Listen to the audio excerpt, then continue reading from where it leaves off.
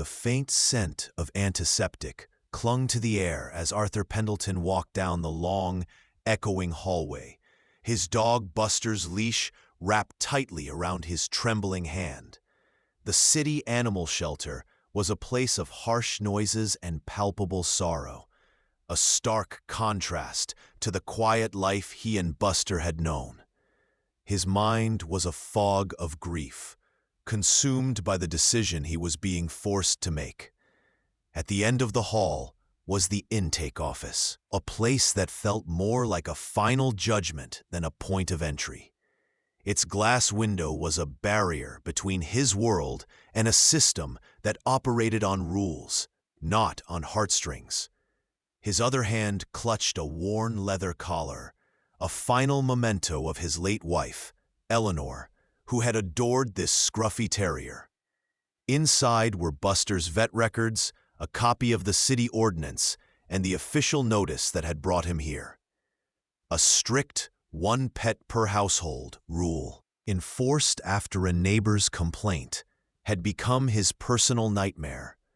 Now Arthur stood on the precipice of breaking a promise to his wife. "Are we going for a walk, Artie?" A small voice in his memory whispered, Eleanor's voice from a brighter day. His heart ached with the memory, the innocent question a stark contrast to their grim destination today. Arthur looked down at Buster, whose trusting brown eyes gazed up at him, tail giving a slight, hopeful wag. He forced a weak smile, patting the dog's head. "We're just going to see someone, old boy," he murmured. Buster was too loyal to understand the betrayal, but he was smart enough to sense Arthur's deep sadness. Arthur wished he could shield him from the finality of this place. The lonely nights in the kennel, the confusing absence of the home he knew. But the law didn't afford him that kindness. When they reached the intake office door, Arthur paused, the weight of his grief pressing down on him.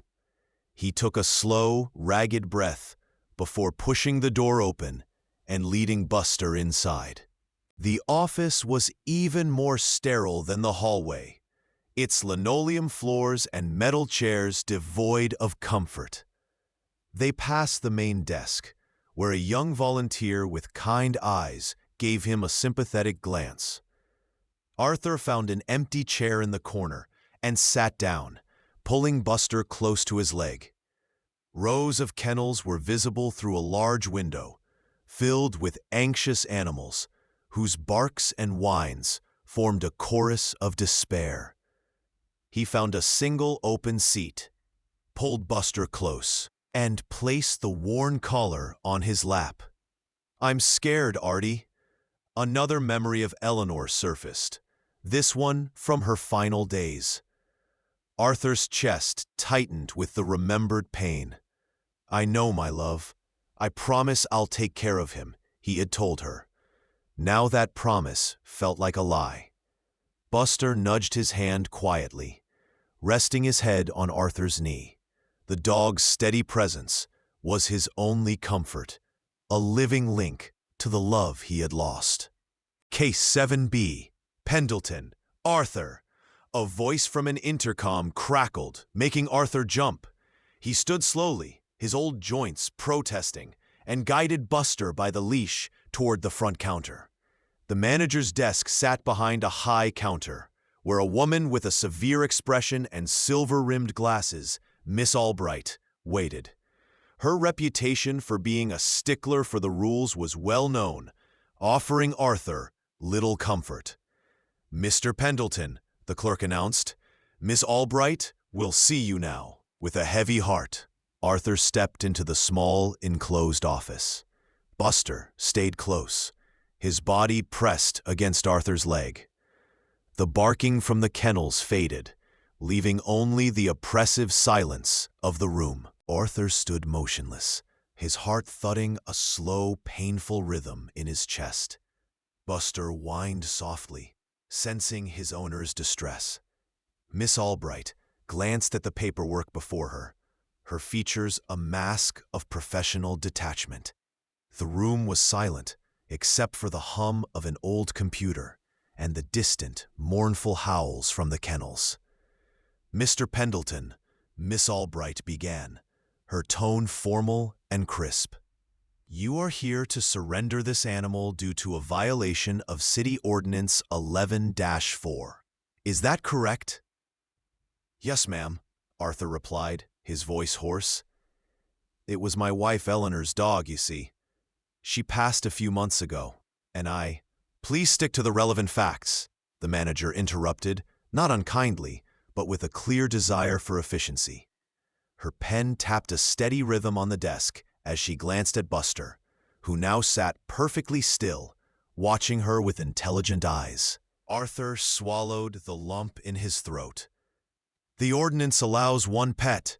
I already have a cat. I've tried to find him a home with friends, but nobody could take him." Miss Albright nodded, her expression unchanging. She squared the papers in front of her into a perfect stack. Before she could speak, a commotion erupted from the kennel area just outside the office door.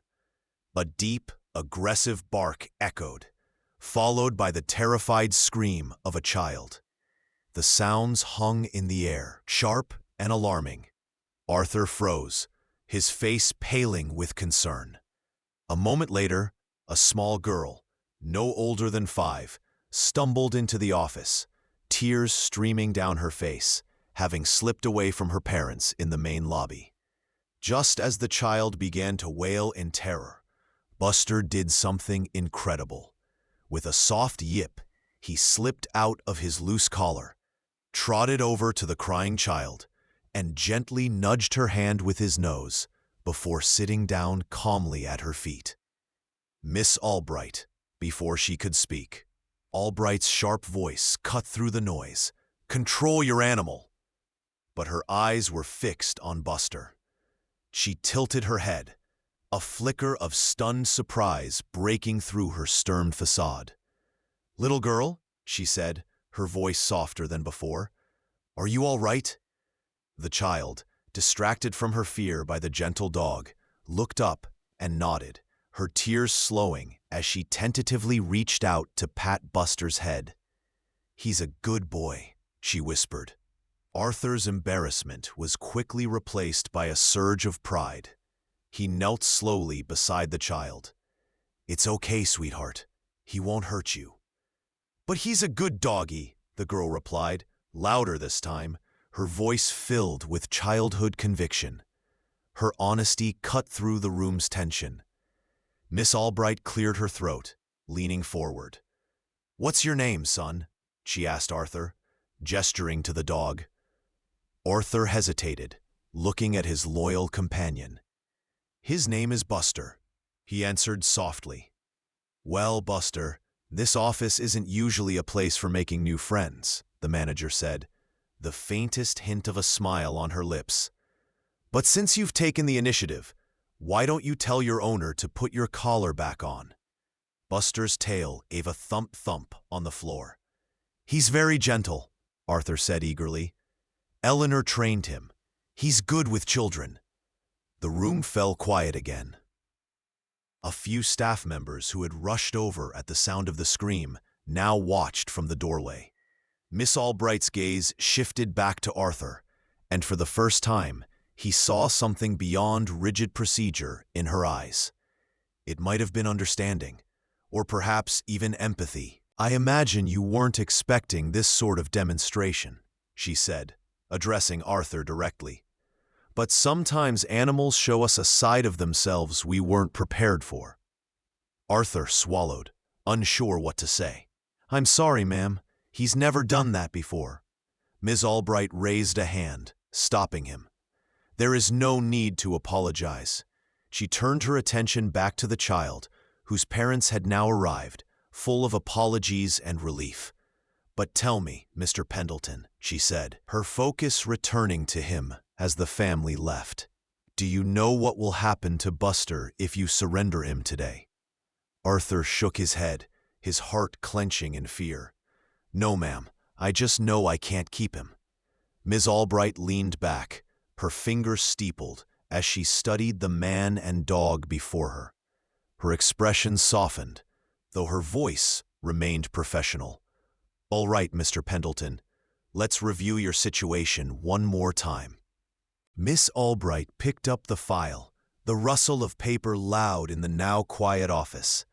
Arthur stood anxiously, his hope a tiny, fragile flame.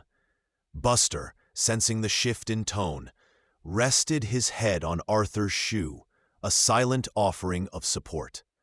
"Mr. Pendleton," the manager began, looking up from the page, "you've had no prior citations regarding the ordinance, correct?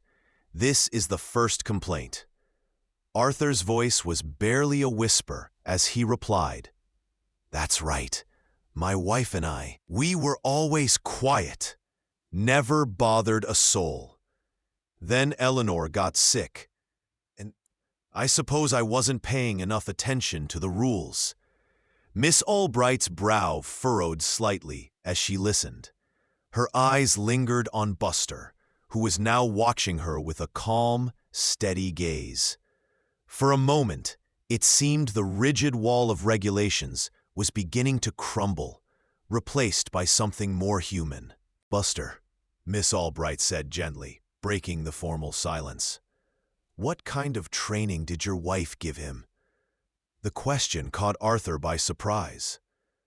"She was a volunteer," he said with a sad smile. "Worked with therapy don'ts for years. She trained Buster herself, taught him how to be calm around people who are scared or upset." The staff members in the doorway murmured in surprise. Arthur's cheeks flushed, but this time it was with pride. Buster's quiet heroism, a legacy of his wife's kindness, painted a picture he hadn't had the words to express. Miss Albright leaned forward, her elbows on her desk. "Mr. Pendleton, did your wife ever have him officially certified?" Arthur hesitated, his mind racing back through the painful months of Eleanor's illness. "We were going to," he said, his voice softer now. "But she got sick before we could finish the paperwork." Arthur's throat tightened. The truth was harder to speak than he'd imagined. He wanted to explain everything, but the words felt stuck. Miss Albright's expression changed. The stern professionalism began to melt away, replaced by a look of genuine compassion. "Mr. Pendleton, how long were you and your wife married?" 52 years, Arthur answered. "And this dog was her companion for the last 5 of them?" she asked, though it was more of a statement than a question. Arthur nodded, his voice thick with emotion as he replied, "Yes, ma'am. He was her shadow, her comfort." The manager sighed, closing the file. She looked at Buster, who was now nudging Arthur's hand. "Buster," Miss Albright said, her tone almost gentle, "if you had one wish to make your owner's life better, what would it be?" Arthur looked down at the dog, whose tail simply thumped against his leg in response. But the answer was clear in his unwavering loyalty. The simplicity of the dog's devotion seemed to draw a collective sigh from the onlookers. For a moment, the cold weight of the ordinance gave way to something far more meaningful. Miss Albright straightened up, tapping her pen on the desk. "We are going to put a temporary hold on this surrender," she announced. "I will be in touch within the hour." Arthur blinked, stunned and confused by the sudden reprieve. He held Buster's leash tightly as he was led to a quiet waiting area, his mind reeling. What had just happened? An hour felt like a lifetime as Arthur sat with Buster, his mind a whirlwind of confusion and fragile hope. Buster, however, was perfectly content, dozing at his feet, his earlier adventure already forgotten. When Miss Albright finally appeared in the doorway, the waiting room went silent. She walked over to Arthur, a clipboard in her hand, and knelt down to look Buster in the eye. A staff member followed her, carrying not a kennel lead, but a simple bowl of water. Arthur's confusion deepened. He watched as Buster lapped at the water, his tail thumping a thank you. What was going on? Moments later, the young volunteer, Clara, returned carrying a new collar and a tag. She handed them to the manager, who then motioned for Arthur to come back to their office. As they stepped inside, Miss Albright leaned against her desk. "This is for him," she said, holding out the new collar. "I figured an official hero deserves an official uniform." Buster's eyes lit up as he saw the collar, nudging it with his nose. He accepted the new collar and tag, which was engraved with the words, "St. Jude's Therapy Companion." His tail wagged so hard his whole body wiggled, a display of pure joy that seemed to brighten the entire office. "Thank you, ma'am," Arthur stammered, his hands trembling as he fastened the collar. The manager smiled, a genuine, warm smile that transformed her face. "You're welcome, Mr. Pendleton. Now, please have a seat while we sort out the details." Arthur's heart swelled with a relief so profound it felt like he could breathe again for the first time in months. It wasn't just the reprieve, it was the unexpected kindness. For the first time since Eleanor had passed, he felt like someone truly saw his pain. Buster settled at his feet as the manager began to explain. The atmosphere in the room had transformed. What was once cold and intimidating now felt like a place of refuge. Miss Albright cleared her throat. "Mr. Pendleton, I reviewed the city's ordinances during the break. While the one-pet rule is strict, there is an exemption for certified assistance and therapy animals. Based on his actions today and your wife's training background, I am granting Buster a provisional certification as a therapy animal, effective immediately." Arthur's breath hitched. Was this really happening? "I'd like to hear more about your wife's work," she continued. "Can you tell me more about her training methods?" Arthur hesitated, but as he glanced at Buster, whose happy panting filled the small office, he knew this was his chance to honor his wife's legacy. "Eleanor believed that any dog could be a comfort," he began, his voice growing stronger with every word. "She worked with rescues, dogs that everyone else had given up on. She said that all they needed was patience and love." The judge listened intently, her eyes never leaving his. "And you've been caring for him alone ever since?" "Yes, ma'am," Arthur said. "He's all I have left of her. I try my best." The manager sat back, her fingers steepled in thought. The office was quiet, all eyes on her. The room seemed to hold its breath as Miss Albright leaned forward, her gaze steady and full of a newfound warmth. Buster, now content with his new collar, rested his chin on Arthur's knee, oblivious to the gravity of the moment.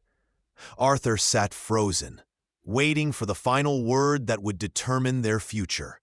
"Mr. Pendleton," the manager began, her tone gentle, "your story is a reminder that rules and regulations don't always account for the complexities of life and loss. The system, as it is, can be rigid. But today, I think a little flexibility is what is needed." Arthur's heart soared. Was he understanding her correctly? "I have reviewed your case, your love for this animal, and the legacy of kindness your wife instilled in him," she continued. "I see no reason to separate a man from his last connection to his wife, especially when that connection is a force for good. Therefore, I am officially logging Buster as your certified therapy animal, exempt from the ordinance." A wave of quiet, joyful gasps came from the staff members gathered at the door. Then, as if on cue, the young volunteer Clara began to clap softly, a sound that quickly spread. Arthur's legs felt unsteady, and he reached down to steady himself on Buster's back. "Thank you, ma'am," he whispered, tears finally blurring his vision. "I don't know how to say thank you." "You don't need to say a word, Mr. Pendleton," Miss Albright replied, her voice soft. "But I would like to do more than just solve your problem." She reached for a brochure on her desk and handed it to Arthur. "This is a new program we're launching called Eleanor's Friends, in honor of your wife," she explained. "It partners senior citizens with therapy animals, providing training and support. I was hoping you and Buster might consider being our first official volunteers." Arthur stared at the brochure, his vision clearing. Each word felt like a gift, a way to turn his grief into a new purpose. "I don't know what to say," he said, his voice choked with emotion. Miss Albright's expression softened even more. "You don't need to thank me. But if you want to honor your wife's memory, help us build this program. Help us bring the comfort Buster provides to others who are lonely and hurting."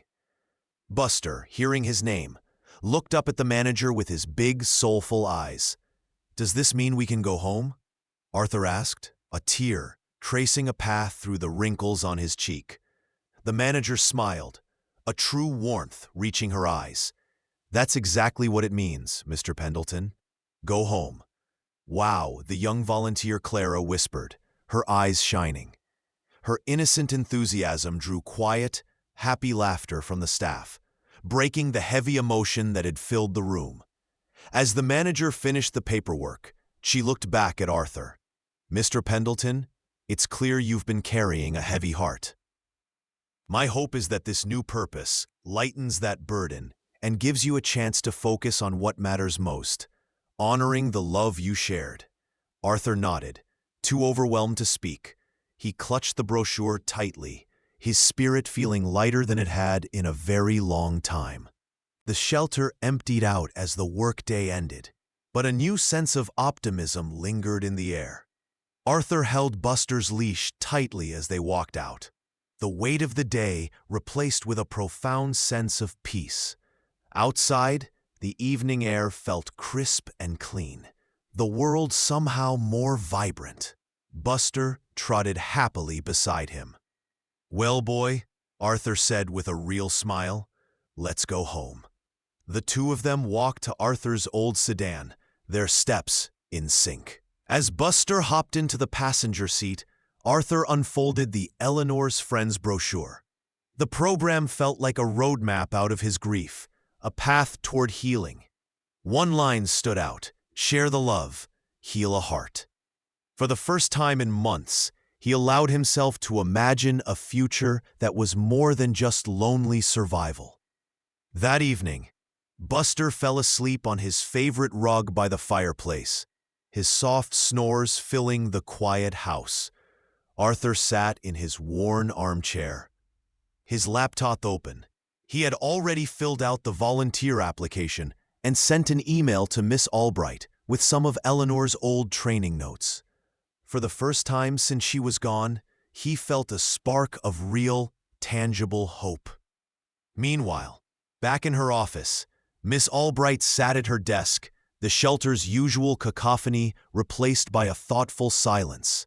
She looked at a picture on her desk of a scruffy terrier she had lost years ago. She hadn't always been so jaded. For years, she had fought against the system, trying to save every animal, but the constant loss and bureaucracy had hardened her. But today was different. Buster's quiet act of love had reminded her of why she started this work in the first place. It wasn't to enforce rules, but to protect the innocent and foster the human-animal bond that could heal even the deepest wounds. Word of the incident spread through the local rescue community. It started with Clara, the young volunteer, and grew through social media posts about the shelter's compassionate new program, Eleanor's Friends. The story went viral locally, sparking a conversation about amending outdated and inflexible pet ordinances. News outlets featured the story, praising Miss Albright for her ability to see beyond the rules and find a solution rooted in compassion. For Arthur, the support didn't stop at the shelter. The Eleanor's Friends program received a flood of donations and volunteer applications. Other seniors reached out to him, sharing their own stories of loneliness and the healing power of pets. The ripple effect of Miss Albright's decision touched far more lives than she could have ever known. Months later, Arthur stood in the shelter's new community room, not as a grieving owner, but as the lead trainer for Eleanor's friends. Albright watched from the back as he confidently guided a new volunteer and her rescue dog, his voice steady and full of purpose. Buster sat calmly at his side, a perfect example of a therapy dog's gentle strength. As Arthur spoke, he glanced toward Miss Albright and smiled, a silent gesture of shared purpose that conveyed a world of gratitude. Miss Albright returned the smile, knowing that moments like this were why this work mattered. For Arthur and Buster, life was different now, filled with new friends and a shared mission. And for Miss Albright, the lesson was profound. Sometimes, the most important rules are the ones written on the heart.